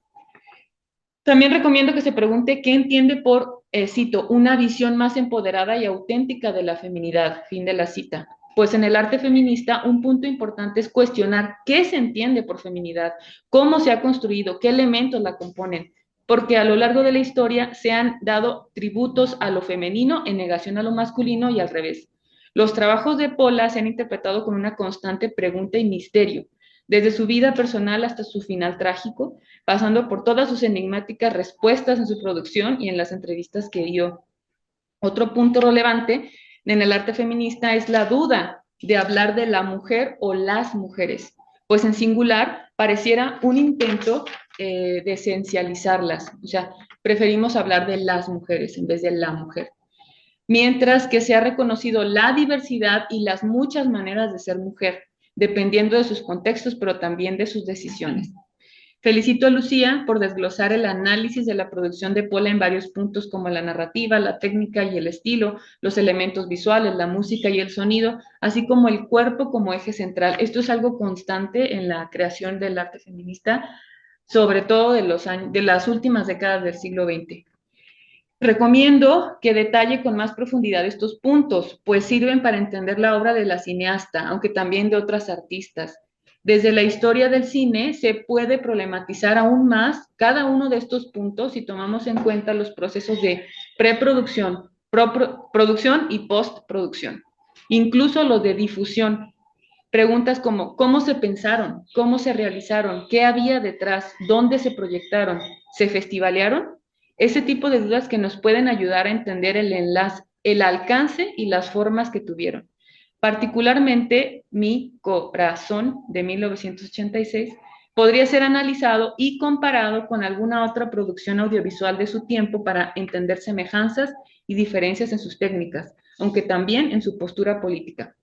Por ejemplo, yo este video lo vi por primera vez en una expo no de arte, de producción feminista en la Ciudad de México, como en el 2012. Entonces, ¿dónde se ha visto este video? ¿Para qué? ¿Con qué fines? ¿No? También puede ser. Porque yo ya estaba pensando entonces con lo que dijiste, que lo que estás presentando puede ser una tesis doctoral en la que un capítulo sea la biografía de Pola, otro capítulo, 2 capítulos sobre análisis muy particular con una técnica especial de las producciones, ¿no? Bueno, pues enhorabuena, deseo que siga este análisis, que siga, que se publique. Bueno, yo puse esto, pero pienso que puede ser más bien una tesis si eso es lo que quieres, primero. Y además de este texto de la historia del feminismo en México, pues recomendarte particularmente lo que acaba de publicar Yuruen Lerma, es un artículo en estos libros que se llama Historia de las Mujeres en México, Panorámicas, Abordajes y Aproximaciones, que es del INERM. Todos los libros del INERM están en PDF descargables en su página, pero este artículo se llama Arte Feminista en México, más de 50 años desdibujando las fronteras entre arte, activismo y teoría, de 1970 a 2023. Y los demás que aquí te las dejo. Muchas gracias. Gracias, Hilda. Bueno, vamos a continuar con el programa de esta mañana. Enseguida le vamos a dar la palabra a la licenciada Isabel Gutiérrez. Ella es licenciada en Lingüística, Literatura Hispánica por la Benemérita Universidad Autónoma de Puebla, UAP, de donde se tituló con una investigación en torno a Elena Garro y su obra Los Recuerdos del Porvenir. Continuó su formación en el área de humanidades en el posgrado en estudios históricos de la UPAEP y buscando complementar las líneas de investigación en torno a las que se ha desempeñado, como es la participación de las mujeres en distintos ámbitos. Sigue sus estudios actualmente en la maestría en género y estudios feministas en BUAP, ganadora del certamen histórico biográfico dedicado a María Lombardo Toledano, convocado por la Secretaría de Cultura del Estado de Puebla en 2020. En el área educativa se ha desarrollado en la docencia en educación básica y media superior, ponente en distintos coloquios nacionales. Actualmente participa en el proyecto La Fundación del Pueblo de San Diego El Pinar en el estado de Tlaxcala. Investigación adscrita a la Universidad de Austin, Texas, la cual aborda la participación femenina en la dotación de ejidos. Esta mañana nos va a presentar la ponencia Luz Trillanes y Arriaga en la prensa decimonónica. Te escuchamos, Isabel, bienvenida. Gracias por la presentación y de igual forma agradezco el espacio en este seminario de redes femeninas en la historia y estudios de género a la doctora Lilia Bayardo, a la doctora Hilda Monraz y de igual forma también a la lectora del texto que presento, que es la doctora María del Socorro Guzmán Muñoz. Empiezo a compartir. Bien, el texto que presento se genera a partir de la investigación que desarrollo en la maestría en género y estudios feministas en la Benemérita Universidad Autónoma del Estado de Puebla, y esta ponencia tiene como título Luz Trillanes y Arriaga en la prensa decimonónica. Inicio la lectura. Acercarse a la obra de Luz Trillanes y Arrillaga, escritora de finales del siglo XIX en México, autora sujeta de este estudio, es aproximarse a un relato fragmentado. De su poesía se tiene como muestra los textos seleccionados para la Lira Poblana, 1893, antología en la que se recopila la obra poética de otras escritoras contemporáneas de Trillanes, todas ellas residentes de Puebla, y los antologados en la compilación de poetisas mexicanas de los siglos XVI, XVII, XVIII y XIX, también una publicación de 1893. Sin embargo, sobre su obra periodística existen escasas notas o investigaciones que analicen su participación en la prensa del siglo XIX a través de distintos diarios editados en la Ciudad de México y Puebla. Si bien existe escasa información sobre la autora, pues se desconocen datos precisos en torno al desarrollo de su profesión como poeta y participante de la prensa decimonónica, es a partir del periodo de publicación de aquella obra que podemos ubicarla en un tiempo y en un lugar. Así, temporalmente, a Trillanes se le enmarca en el Porfiriato. Los textos que publica en la prensa, que son parte del corpus que integra la investigación, que se ubican en las 3 últimas décadas del siglo XIX, además de aparecer en publicaciones editadas en la ciudad de Puebla, estado en la que la autora reside, según referencias hechas por la misma escritora en su obra. Trillanes pertenece a una generación de escritoras que a finales del siglo XIX participan en la prensa a través de diversos impresos. La publicación de su obra periodística coincide temporalmente con el auge de publicaciones dedicadas a las mujeres, como diarios o revistas encabezadas en un primer momento por consejos editores integrados solo por hombres. Esta etapa, se piensa, fue el ambiente cultural que propició la formación literaria de las mujeres hasta lograr su participación en la dirección editorial de aquellas publicaciones. Por ello, la importancia de rescatar la trayectoria periodística de una escritora como Luz Trillanes y Arrillaga, pues permite ir completando la trama en torno a las mujeres y la cultura escrita en sus distintas temporalidades, para así sumar a esa urdimbre que durante mucho tiempo solo se construyó con los aportes masculinos, de los que sí se dejó memoria, una memoria extensa. Es importante resaltar que es hasta esta centuria cuando la prensa se fortaleció como medio difusor y agente que influye en la opinión pública, pues para este momento la preponderancia propagandística identitaria de la prensa en las primeras décadas del siglo XIX se ha desdibujado. En este contexto, con una prensa ya sentada en México, emergen publicaciones en las que la temática principal no será la política, sino los intereses que se adscriben a un público femenino, el bello sexo. Serán las lectoras que buscan capturar aquellos diarios y revistas que pronto pasarán de lectoras a autoras que rubrican sus textos. Aquella eclosión de impresos en los que participan mujeres en los 3 últimos decenios del siglo XIX en México detona, sin duda, a raíz de la apertura de espacios educativos para las mujeres que emprende el gobierno de Porfirio Díaz. Pues si bien su incursión en la prensa se data de mucho antes de esta temporalidad, es en este periodo en el que se encuentra una nutrida circulación de impresos en los que intervienen ellas. Además de la apertura, estos espacios educativos a los que accede un limitado sector, también habría que considerar la relación familiar que existe entre estas escritoras con quienes eran parte del entorno editorial y los nexos que crean entre sí las autoras y que se traducen en férreas relaciones profesionales que redundan en el apoyo que se dan para integrarse a los impresos y así poder ser publicadas incluso fuera de su país natal. De estas colaboraciones dan cuenta las relaciones que establecen escritoras como Concepción Jimeno de Flaquer o Emilia Serrano de García con sus coetáneas en México. Por tanto, la investigación que comparto busca dilucidar las circunstancias históricas que permitieron la incorporación de mujeres en la prensa en el siglo XIX, así como contribuir a la recuperación e interpretación de la obra periodística de Luz Trillanes y Arrillaga, teniendo como objetivos particulares identificar y caracterizar las circunstancias sociohistóricas que obstaculizaron la participación de las mujeres en el periodismo decimonónico, analizar cómo los estereotipos de género del México decimonónico se reflejan en la obra periodística de la autora sujeta de estudio y, por último, analizar el discurso periodístico de mujeres que publican en la prensa en el siglo XIX en Puebla, tomando como referente la obra de Trillanes y Arrillaga.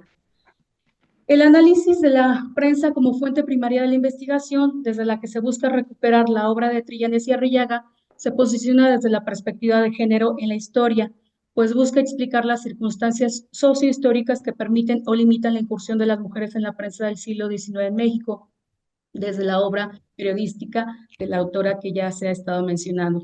En particular, se revisan los últimos 3 decenios del siglo XIX. Desde este enfoque se analiza cómo las ideas acerca de la masculinidad y la feminidad han influido en la organización social, las instituciones políticas, económicas y culturales, así como también en las prácticas y experiencias individuales y colectivas. Además, con el enfoque de género converge con la historia de las mujeres como marco interpretativo, porque en las bases epistemológicas de esta corriente historiográfica está presente el constructo social que es el género, por ende las diferencias que supone la histórica estratificación de estos. El engarce entre el enfoque de género y la historia de las mujeres pretende una mayor comprensión de las experiencias de aquellas mujeres que se insertan en espacios como la prensa del siglo XIX a través de la figura de los trillanes, así como las distintas dinámicas de poder y desigualdad de género en las que pudieron estar insertas. Completando el marco teórico se agrega la historia cultural, que analiza las prácticas culturales y representaciones simbólicas. Por tanto, permite la reflexión de cómo se representan simbólicamente mujeres y hombres y cómo estas representaciones influyen en las prácticas sociales. Por lo que respecta a la modalidad de investigación, que se lleva es de corte histórico, no interactiva, pues se trabaja con fuentes documentales, específicamente merográficas, de las que se hace un análisis de contenido. Además, la selección de la muestra se hace a través de un muestreo no probabilístico basado en juicio. Para llegar a las fuentes primarias se hizo una revisión hemerográfica que abarcó impresos editados en Puebla y la Ciudad de México entre 1870 a 1900, de los que se seleccionó el semanario llamado El Monitor de Puebla, editado en 1889 y 1892. El Diario de Puebla, que se publica entre 1892 a 1893, además del semanario editado en la Ciudad de México, La Familia, impreso de larga vida, pues se edita a partir de 1883 y desaparece en 1890. En estos 3 impresos se hallaron 25 textos rubricados por la autora. El mayor número de escritos se ubica en el Diario de Puebla, donde Trillanes comenta que está a cargo de la sección religiosa. Sin embargo, no es la única temática sobre la que escribió en aquel diario, pues son diversos los tópicos que aborda, aunque preponderantemente se encuentran reseñas de eventos escolares. También los habrá sobre las costumbres de la sociedad en Puebla a finales del siglo XIX, en los que la autora reflexiona expresamente en torno al rol de las mujeres o el hombre, además de traducciones de textos originalmente publicados en francés. Los textos que publicó Trillanes en el Monitor de Puebla, 1889-1892, fueron principalmente semblanzas de personajes importantes de la sociedad poblana en aquella centuria, pero igual que en el Diario de Puebla se encuentran composiciones poéticas de su autoría. En lo que respecta al semanario La Familia, se encuentra ahí solo un texto de la autora, no obstante se toma también como una de las fuentes primarias del estudio, porque si bien el artículo titulado Algo sobre el hombre juzgado por la mujer ya se había hallado en el Diario de Puebla con fecha del 12 de noviembre de 1892, cuando se consultó el impreso de la Ciudad de México editado por J.F. Jens, se encontró este mismo texto, pero fechado el 8 de octubre de 1883. 9 años antes de que se publicara en el Diario Poblano, y ello permite asumir que Trillanes estaba participando desde una década atrás en la prensa, en este caso la que se editaba en la Ciudad de México. Trillanes en estos impresos dará muestra de su poesía, traducciones y particularmente de textos de corte periodístico en los que se centra la presente investigación, entre los que se encuentran reseñas de diversos eventos en la ciudad angelopolitana, semblanzas, crónicas, artículos y ensayos. La transición que sucede en la escritura de las mujeres en la prensa, del género poético, una escritura en la que se aborda su cotidianidad, procesos que se advierte en la obra de Trillanes, habla de cómo ellas ocuparon estos espacios que se abrieron para su participación a través de los géneros a los que se la escribió y reconceptualizaron las ideas sobre la mujer en la sociedad. Así, Trillanes y Arrillaga, en muchos de sus textos periodísticos, vierte aquella postura que comienza a permear en el siglo XIX, en la que se atribuye a las mujeres la misma capacidad intelectual que los hombres. Ejemplo de ello es La mujer autora de 1892, publicado en el Diario de Puebla, en el que se vierte aquella postura que mencionaba, se equipara la capacidad intelectual de las mujeres a los hombres. Voy a citar un fragmento de este artículo. La mujer, lo mismo que el hombre, se eleva a esta altura y recoge sus laureles. Fisiológicamente hablando, la mujer como el hombre tiene sangre, tiene nervios, tiene corazón, sensaciones y alma, tiene inteligencia. Por lo mismo puede estudiar, puede escribir, puede formarse por sí una reputación literaria y puede hacer su lugar muy distinguido en el mundo de las letras. En aquel artículo, la escritora cuestiona la posición de los hombres en una sociedad que pondera esto sobre las mujeres. Parece que el hombre quería sobreponerse a Dios, haciéndose superior a él. Parece que creía que la mujer era obra suya porque había sido formada de su carne. Y parece también que creía que era el dueño de su albedrío, el árbitro de su inteligencia. Cierro la cita de este artículo que se publica en 1892. Las mujeres decimonónicas como Trillanes deberían validarse como sujetos racionales que les permitiera ser consideradas como seres de intelecto, capaces de recibir instrucción, de desarrollarse en espacios que no pusieran en peligro su naturaleza femenina. Irrumpir en espacios antes vedados por su género significó un cisma. Aquí voy a citar a Infante Vargas. Abro cita. Las ideas que estas escritoras utilizaron para defender la reinterpretación de sí mismas como sujetos racionales adquieren una trascendencia fundamental si consideramos que la premisa de la igualdad intelectual fue también un elemento central en la reivindicación que años después, durante la primera mitad del siglo XX, hicieron las mujeres de sí como un individuo político. Cierro cita. Trillanes en sus textos muestra una posición dubitativa en cuanto a la posición de las mujeres en la sociedad, pues bien puede señalar la capacidad intelectual de ellas, pero por otra parte declarar la sujeción de ellas al género masculino, además de promover los estereotipos de madre esposa, mujer angelical. Así dice en su artículo Algo sobre la mujer. La niña es un botón de rosa abierto a la primavera de la vida. Nace entre el beso cariñoso y la lágrima purísima de la madre. La segunda figura de la mujer es la misma niña, quien el purísimo invernadero que en el hogar paterno y le tiene preparado el maternal cariño es como la modesta violeta, hora de los pensiles, que al ocultar sus virginales encantos difunde su delicado aroma alrededor suyo, embalsamado el ambiente purísimo del hogar tranquilo. La tercera figura de la mujer es la joven que, educada con esmero por la buena madre, está en los momentos solemnes de dar principio el cumplimiento de la sagrada misión que tiene que desempeñar sobre la tierra. Cierro cita de este artículo. A su vez, Trillanes, además de perpetuar los estereotipos y desigualdades de género presentes en la sociedad en la que está inserta, desafía constantemente en estos artículos precisamente a estos estereotipos. Y así dice de los hombres en Algo sobre el hombre juzgado sobre la mujer. Solo se considera al hombre como la imagen más bella si solo fuera digno de admiración, si en la sociedad fuera el modelo, en el hogar el jefe y el sostén. Si en su hoy condición pública y privada el infortunio encontrar en el apoyo la medida fuerza, la desmoralización, y entonces sería grande la dicha de la mujer que quisiera estudiar esa figura, ese ser que fue a semejanza del omnipotente. Por una desgracia no es así, ni conocen todos ese destino, ni menos cumplen esta misión. Cierro cita. Luz Trillanes, igual que sus contemporáneas, son conscientes del papel que les ha tocado en la sociedad de la que son parte, en el sentido que se asumen como pioneras en estos espacios públicos y por ello la importancia de recurrir a estas primeras periodistas. Ellas se saben referentes de estas genealogías de mujeres que abren brecha en la esfera pública a su género.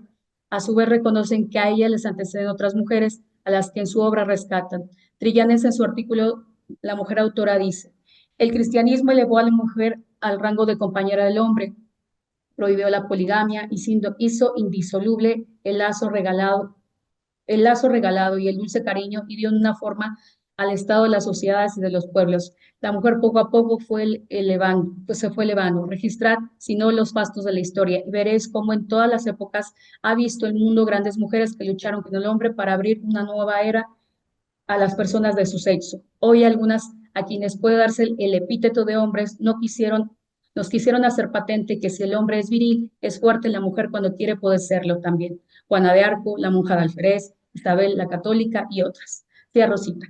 A manera de conclusiones preliminares en esta investigación que está en proceso, se puede observar la transición que sucede en la escritura de las mujeres en la prensa, del género poético a una escritura en la que abordan su cotidianidad. Proceso que se advierte en la obra de Trillanes, que habla de cómo ellas ocuparon estos espacios que se abrieron a través de los géneros a los que se la escribió y reconceptualizaron la idea sobre la mujer en la sociedad.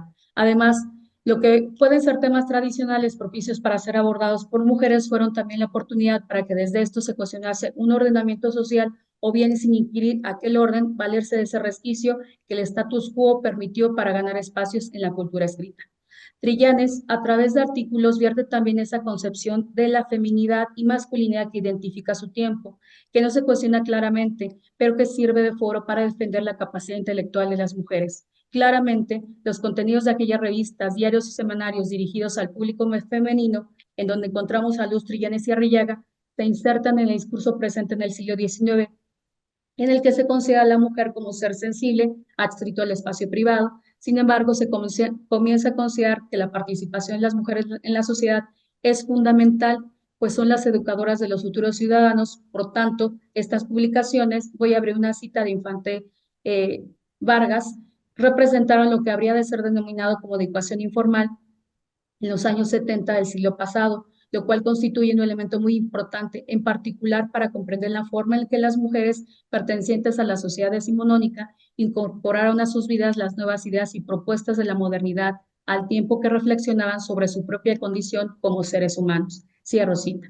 Por lo que respecta al discurso que identifica los textos comentados de la obra periodística de Trillanes y Arrillaga, se advierte que en dichas publicaciones se hace uso de géneros como la semblanza biográfica, la crónica, el ensayo y el artículo, estos dos últimos géneros poco utilizados por mujeres.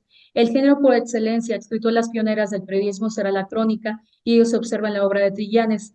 De este género ofrece innumerables ejemplos, aunque antes lo harán a través de producciones únicamente de corte literario. Por otra parte, se reitera que hay géneros restringidos al género femenino en la temporalidad en la que se enmarca la obra de Trillanes. Y cierro con una cita igualmente de Infante Vargas: se tolera una escritura femenina en los diarios según los límites. Las secciones políticas, diplomáticas, racionales, página editorial, artículo de fondo, crítica, reportaje, quedan reservadas a los hombres, mientras que una intervención femenina se tolera en la parte muy limitada de los diarios que conciernen la casa, la moda, la intimidad y la mundanidad. Es todo por mi parte, agradezco el espacio.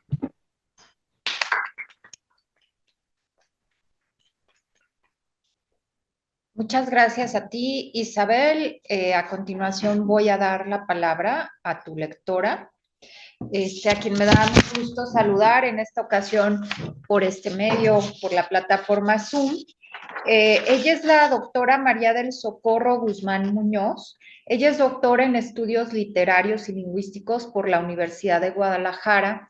También, bueno, es profesora jubilada por esta misma casa de estudios. Pertenece al cuerpo académico, bueno, supongo que esto tampoco ya no aplica.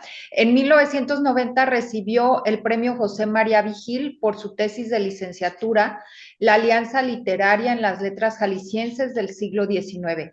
Sus líneas de investigación abordan principalmente la literatura mexicana de los siglos XIX y XX, en especial la escrita por mujeres, así como las revistas literarias de Jalisco. Entre sus publicaciones destaca el libro Vida y Poesía de una escritora decimonónica, Isabel Prieto de Landázuri, publicado en el año 2020 por el Consejo Estatal para la Cultura y las Artes del Gobierno del Estado de Jalisco. Bienvenida, doctora, la escuchamos con atención. Muchas gracias, buenos días a todos. Y bueno, sí, estoy recién retirada de mis actividades en la Universidad de Guadalajara, pero bueno, hay temas con los que uno se casa de por vida, ¿no? Y uno de ellos es pues mi interés permanente por recuperar la vida y obra de las autoras mexicanas del siglo XIX. Por eso acepté con mucho gusto leer el trabajo de Isabel Gutiérrez. Agradezco la invitación para hacerlo. Leí muy emocionada tu texto, Isabel, porque pues Luz Trillanes pues es una autora, como tú lo señalas, muy poco conocida. ¿Sí? Tú aclaras muy bien tu interés en que tu estudio se centrará en su obra periodística, ¿sí? Lo cual me parece pues muy pertinente, porque la mayoría de los estudios sobre las autoras decimonónicas pues abordan su poesía, que fue el género más cultivado, pero bueno, creo que es la oportunidad que tenemos de que tú escribas una semblanza sobre esta autora, porque como tú misma lo señalas, es muy escasa la información que existe sobre ella. Y empezando desde su apellido, ¿no? Porque tú lo mencionas, su segundo apellido, como Arrillaga, y así es como aparece por ejemplo, en la antología compilada por Vigil de poetisas mexicanas. Eh, Sin embargo, la doctora, a la colega de tu universidad, de la Benemérita Universidad Autónoma de Puebla, quien seguramente conoces, Alicia Ramírez, pues la menciona como Arriaga, ¿no? Entonces creo que es necesario llegar hasta, hasta las últimas consecuencias con la idea, pues, o el propósito de realizar esa investigación documental que permita puntualizar datos tan esenciales como es su apellido, eh, precisar también, por ejemplo, el año de nacimiento. Parece que ahí no hay mucha divergencia. La doctora Ramírez Olivares señala el año de 1847 y que nació en Tizapán, ¿no? Entonces sería, por lo tanto, una autora poblana por adopción, aunque se tiene la idea así entre el mundo en el mundo académico de que es una autora poblana, ¿no? Porque residió y escribió ahí. Entonces, bueno, quiero como señalar estas cuestiones porque sí creo que si alguien va a escribir o debe escribir la biografía sobre ella, serías tú, ¿no? Entonces yo es lo que te quería invitar a que lo hicieras y yo me imagino que si piensas realizarlo, ahorita que te presentaron, escuché que obtuviste un premio por realizar la biografía de María Lombardo, ¿no? Entonces, creo que tu interés por recuperar pues la vida, ¿no? De estas autoras nos permite también poder comprender mejor su circunstancia y los obstáculos o las ventajas que tuvieron al incorporarse al mundo periodístico o al mundo literario de su época. Es, desde luego, fundamental pues que consultes la prensa, ¿no? Y me pareció como estupendo que localizaras y tu corpus lo centres en 3 publicaciones, ¿no? De Puebla y de la Ciudad de México. Y también un dato interesante es que una de estas publicaciones era un impreso que aparecía todos los días, el otro era un semanario y el otro una revista, ¿no? Porque creo que estas 3 diferencias que existen entre estas publicaciones pues nos hablan también de que iban dirigidas a un público diferente, ¿sí? O sea, y creo que ahí vas a poder encontrar cosas muy interesantes eh, y seguramente vas a llegar a ellos cuando analices a detalle los 25 textos seleccionados y veas, ya nos lo anticipas en tu texto que me compartiste, los temas que en ellos trataste. Perdón, que ella, la autora Luz Trillanes, trata en cada uno de estos diarios, ¿no? Entonces, ¿cuáles fueron los temas o los géneros que ella elige para dar a la luz en cada una de estas publicaciones? Ella lo señala y tú nos lo compartes, por ejemplo, que en el Diario de Puebla, pues estaba a cargo de la sección religiosa, pero también de eventos escolares. Y esto me lleva a preguntarme, ¿ella sería profesora? Sí, porque muchas de las escritoras, de las periodistas que publicaron en las últimas décadas del siglo XIX, del Porfiriato en el cual se enmarca la obra de esta autora, tuvieron esa profesión como maestras, ¿sí? Entonces, por eso también es, creo, pertinente que explores en la medida de lo posible la formación que ella tuvo, ¿sí? Si realmente fue profesora, como lo fueron tantas otras que nos dejaron, por ejemplo, sus colaboraciones en las páginas de Violetas de la Náhuac, ¿no? Por mencionar algún periódico dirigido a mujeres. Y cuando yo iba leyendo tu texto, me invadió una serie de preguntas que tomé aquí. Por ejemplo, me preguntaba yo, ¿por qué no la incluyó Laureana Gray de Kleinhans en Mujeres Notables? Sabemos que esa obra vio la luz en 1910 de una manera póstuma, porque Laureana Gray murió en 1896. Pero tú que has localizado como la publicación más remota en el tiempo de Luz Trillanes en 1883, pues digo, sí pudo haberla conocido, ¿no? Sobre todo porque fue en una publicación de la Ciudad de México. Entonces, tal vez, bueno, no sea una pregunta que logres contestar, pero creo que vale la pena un poquito preguntársela, planteársela, ¿no? Igualmente, por ejemplo, en la segunda época del Renacimiento, de esta revista, pues fundada en Altamirano en el 69, la segunda época de 1894, bien podría también haberse incluido colaboraciones de ella. Sí, como lo hicieron de Rosa Carreto y de Severa Aróstegui, ¿no? Las dos autoras poblanas, pues más reconocidas. Entonces, no sé, ¿no? De repente son como cuestiones que quedan ahí como volando porque es difícil llegar a una pregunta, a una respuesta, perdón. Algo que también creo que podrías explorar y te abriría luz o te arrojaría luz sobre la obra, los intereses, la formación de esta autora, es cuando mencionas que también fue traductora, ¿sí? Que traductora del francés. Y vemos también que ella, en su poesía, al menos la incluida en la de Poetisas Mexicanas, que es solo un poema, es una imitación de un poeta inglés.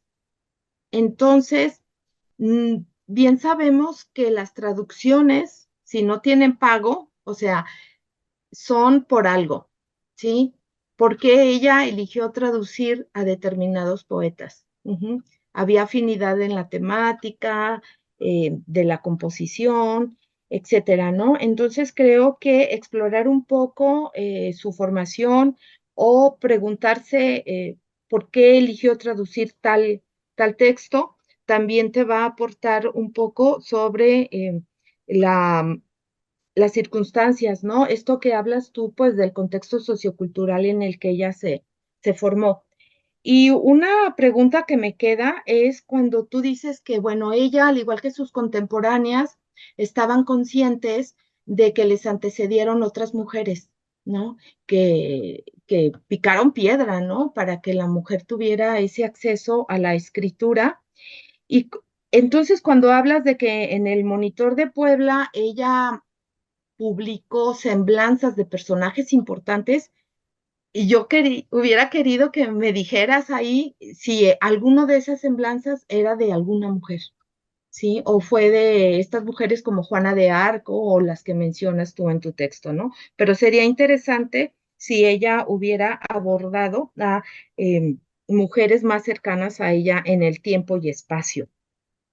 Entonces, bueno, creo que también sería interesante que estudiaras pues esto de la recepción, ¿no? En la medida de lo posible, la recepción que tuvieron sus textos en las diversas publicaciones en las que colaboró.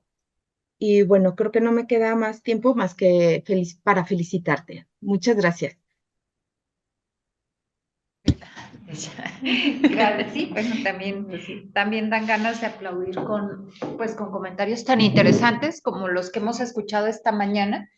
Muchas gracias, doctora Socorro.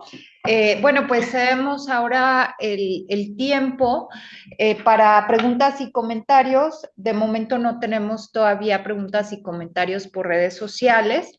Entonces, bueno, a lo mejor en lo que vamos pensando un poco en nuestras preguntas, quisiera darles la palabra a las ponentes, a ver si tienen alguna respuesta o comentario respecto a los comentarios que se les hicieron esta mañana. Entonces, si les parece bien, en el orden de presentación, quisiera ver si la maestra Nayeli tienes alguna respuesta. Hola, no solamente agradecer a la maestra Fabiola por los comentarios que son muy pertinentes y me ayudan también a abrir el panorama sobre esto del ciclo reproductivo y también la relación con estos discursos que se siguen reproduciendo de dominación masculina y que es importante puntualizarlos en mi trabajo y solamente eso. Gracias. Gracias, Anayeli. Bueno, ahora cedo la palabra a la maestra Lucía Gómez, aquí presente. Pues agradecer también a Hilda por los comentarios. Como les comenté, estoy en esa búsqueda, ¿no? de ampliar mi investigación, de problematizarla. Entonces, quería como saber si lo que estoy imaginando tiene sentido, tiene un camino por el que explorarse, ¿no? Entonces, es más bien ese es como el arranque en el que estoy. Y agradezco un montón, y bueno, voy a leer también lo que me pones por acá. Y nada, pues agradecer también el espacio, ¿no? Para este diálogo y ojalá que se sigan haciendo cosas. O sea, hay muchas voces ahí como dormidas todavía de mujeres en todas las áreas y con las participaciones de las demás compañeras lo veo, pues, ¿no? Cómo se expande. Yo estoy muy centrada en lo visual y lo audiovisual porque desde ahí me muevo, pero pues ya luego de la literatura y todas estas cosas sí me gusta pues lo que escucho también y felicitarlas también a ellas.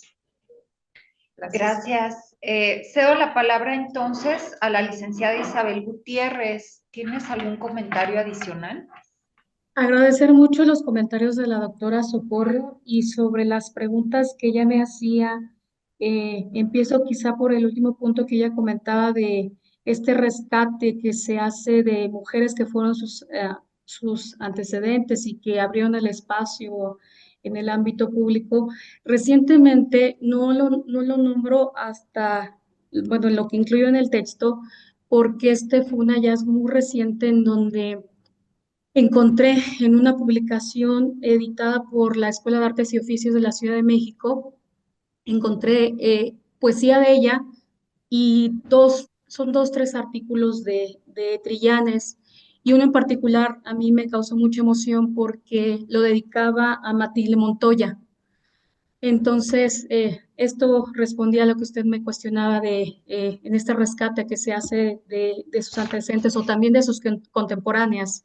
Eh, Respondo con esto refiriéndome a este artículo que recientemente hallé de Trillanes y Arrillaga. Ahora, acerca de estos espacios en blanco que se tienen acerca de su biografía y que también me permitiría tener de manera integral para hacer un estudio del estudio que estoy haciendo de su obra. Desafortunadamente, es muy poco lo que he ido reuniendo, pero ojalá, como dice la doctora, se me pueda permitir en futuros estudios realizar la biografía de ella porque voy construyendo así como un rompecabezas. Primero, como usted decía, la fecha de nacimiento se cita que es 1847, la fecha de muerte no se tiene, y creo que esto responde de por qué Laureana Wright no la incluye en este texto de las mujeres notables. No sé en qué fecha haya muerto, pero yo por ciertos textos supongo que ha de haber muerto quizá en los años 90 del siglo XIX, porque ella habla en un texto que está muy enferma. A partir de ahí yo no encontraba ningún texto ya, podría yo suponer que quizá fue porque el periódico desapareció o no hay más copias de esta en el repositorio que consulto. Sin embargo, recientemente, también este fue un hallazgo de estas semanas, encontré un artículo que no está hecho por ella, en realidad se alude a otra situación que está sucediendo en Puebla, una ceremonia, pero ahí se cita que firma la señorita, entre tantas otras más, se cita que firma la señorita Luz Trillanes y Arrillaga. Este texto pertenece a 1895, entonces a mí me da un indicio que ella obviamente sigue viva y trato de buscar por qué era una mujer conocida y conocida por varias de sus contemporáneas cuando se habla de escritoras del siglo XIX. Seguramente debe haber una esquela en una publicación y eso es lo que me estoy dando a la tarea para saber cuándo ella muere. Sin embargo, a la fecha todavía no lo he logrado. Ojalá poder construir este rompecabezas que es la vida de Trillanes y Arrillaga, de la que todavía hace falta mucho que decir. Y bueno, creo que en general fueron de los puntos que puedo yo responder de los comentarios que me hacía la doctora Guzmán. También quizá del apellido es cierto, hay como, en la mayoría, incluso ella lo firma así, todos los textos los firma Luz Trillanes y Arrillaga, aunque hay alguno que yo encontré que son los menos, en donde incluso no utiliza la conjunción, dice Luz Trillanes Arrillaga. No sé si haya sido un error de imprenta. También este texto que usted aludía de la doctora Alicia, yo he tenido el error, de no preguntárselo a la doctora, porque también colabora en la maestría en la que yo curso estudios, porque yo en realidad la respuesta que he dado de por qué muestra así el apellido es que fue un error de impresión, pero en realidad no lo he cuestionado y es algo que ahorita con su comentario eh, de pronto dije, tengo que hacerlo porque a lo mejor no solo haya sido un error de impresión, sino tenga que ver con esta diferencia que de pronto sucede incluso con el dato del nombre de la autora. Y bueno, es lo que pudiera contestar a lo que me comentaba la doctora Socorro. Muchas gracias por sus comentarios.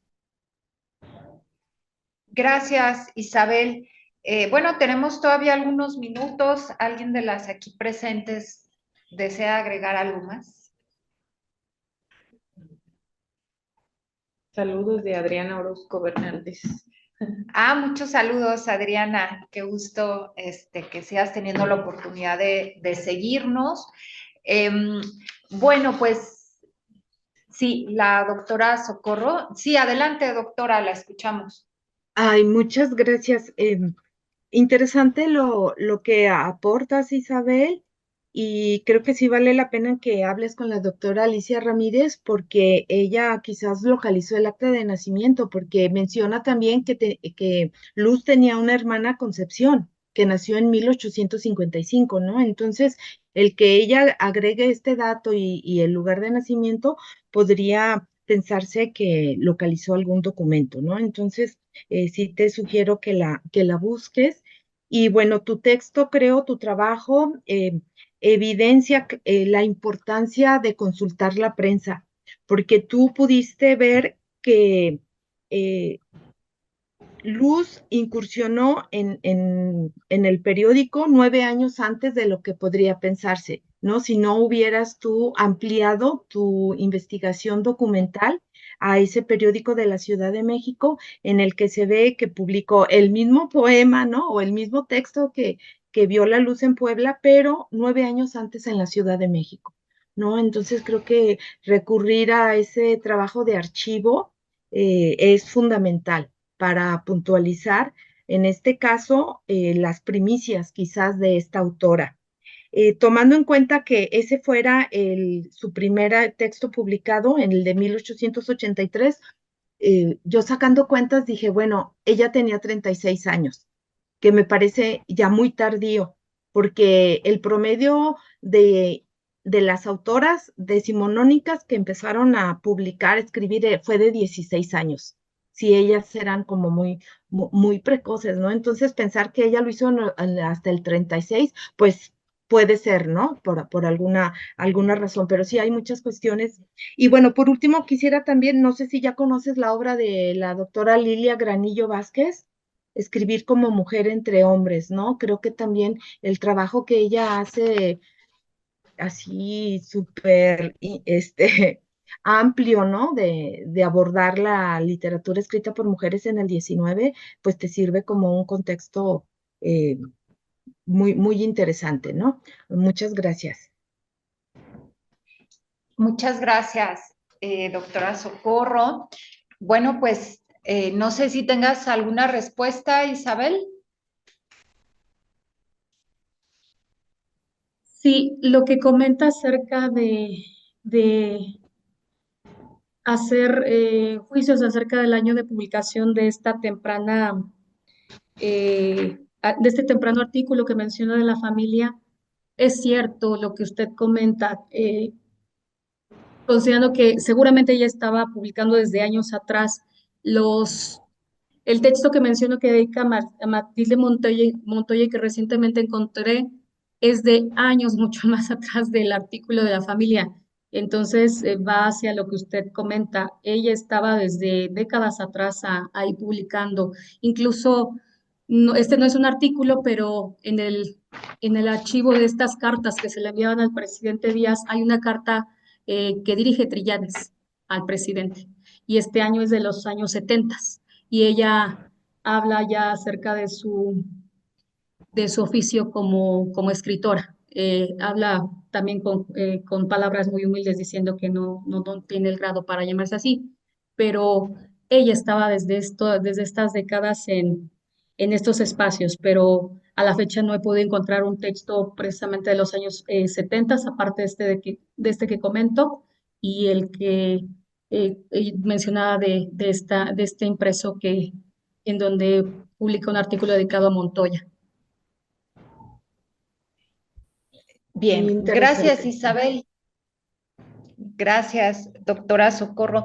Pues estamos cerrando la sesión. No sé si las ponentes de esta mañana quieran dar una última conclusión, algunas palabras de cierre. Maestra Nayeli, ¿deseas agregar algo más? No, nada, solamente agradecer el espacio y bueno, espero que esto continúe para platicar sobre nuestros proyectos, nuestros avances y muchas gracias por el espacio. Gracias. Maestra Lucía, No, pues también agradecer nuevamente. gracias. Y bueno, pues Isabel, ¿deseas agregar algo más? No, solo agradecer el espacio a ustedes como coordinadoras del seminario y a la doctora María del Socorro por la lectura atenta de mi texto. Muchas gracias. Gracias. Bueno, pues también agradecemos entrañablemente a la doctora Socorro, a Hilda, a Fabiola, quienes han sido las lectoras y comentaristas de los trabajos de esta mañana. Bueno, pues antes de terminar la sesión de esta mañana, quisiera reiterarles las invitaciones que tenemos. Primeramente, bueno, a la presentación del libro Somos Históricas. Es una compilación pues de trabajos muy interesantes en donde reflexionamos en la construcción de las identidades pues de las mujeres jaliscienses. Entonces las esperamos el lunes 7 de abril a las 6 de la tarde aquí en el Colegio de Jalisco. También reiterarles la invitación a echar un vistazo a la convocatoria a la maestría en estudios sociales y humanos. Ya está abierta. Próximamente iniciaremos a recibir sus documentos y bueno, pues ojalá y bueno, sea de su interés esta convocatoria. También las invitamos a la próxima sesión del seminario que se realizará el viernes 11 de abril. Contaremos con la participación de la doctora Isabel Jaimes, quien nos hablará de Luis Michel y, bueno, la doctora Arcelia Paz sobre feminismo y la salud lésbica y la maestra Fátima Muciño sobre las representaciones de género e identidades juveniles en revistas de la onda. Bueno, pues antes de despedirnos, quisiera pedirles a las ponentes y lectoras de esta mañana si por favor pudiéramos abrir nuestra cámara unos momentitos para poder tomar pues una captura, ahora sí que del recuerdo de esta sesión. Muchas gracias. Bien, pues ahora sí les agradecemos mucho su presencia esta mañana y bueno, pues esperamos seguir ahora sí que en contacto con todas ustedes. Gracias, que tengan buen día.